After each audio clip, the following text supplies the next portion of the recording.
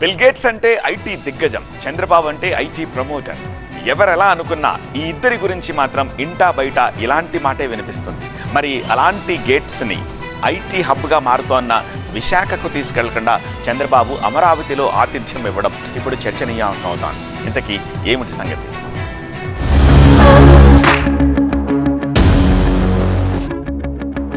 Microsoft అధినేత bill gates, TDP అధినేత చంద్రబాబు కలిశారంటే సహజంగానే ఎవరైనా ఐటీ గురించి, ఐటీ పెట్టుబడుల గురించి చర్చించుకుంటారనే అనుకుంటారు. సరిగ్గా 25 ఏళ్ల క్రితం ఉమ్మడి ఆంధ్రప్రదేశ్లో హైదరాబాద్ వేదికగా జరిగిన వీరి కలయిక అదే చెబుతోంది. మైక్రోసాఫ్ట్ సేవలు విస్తరించడం ద్వారా భాగ్యనగరాన్ని ఐటీకి కేరాఫ్ గా మార్చడంలో అటు చంద్రబాబు, ఇటు బిల్ గేట్స్ కీలకంగా వ్యవహరించారు అనడంలో సందేహం లేదు. అలాంటి ఈ ద్వయం ఇప్పుడు మరోసారి కలిశారంటే ఆ కథను వేరేలా ఊహించుకోవడం కరెక్ట్ కాదు కదా.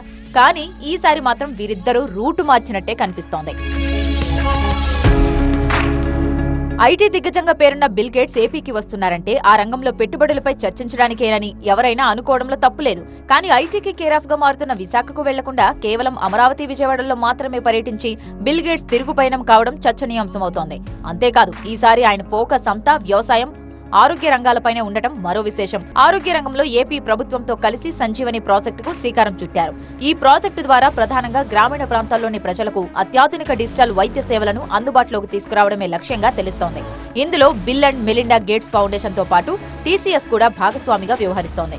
ఇప్పటికే తన గేట్స్ ఫౌండేషన్ ద్వారా ఆరోగ్య రంగంలో విశేష సేవలు అందిస్తున్న గేట్స్ ఇప్పుడు ఏపీకి కూడా అదే ఉద్దేశంతో వచ్చినట్టు తెలుస్తోంది. అంతేకాదు వ్యవసాయంలో ఆధునిక టెక్నాలజీ వినియోగం పైన గేట్స్ దృష్టి పెట్టినట్టు తెలుస్తోంది. అందుకే స్థానికంగా ఉన్న అరటి తోటల్ని పరిశీలించిన ఆయన ఇక్కడ జరుగుతున్న సాగును గురించి ఆసక్తిగా తెలుసుకున్నారు.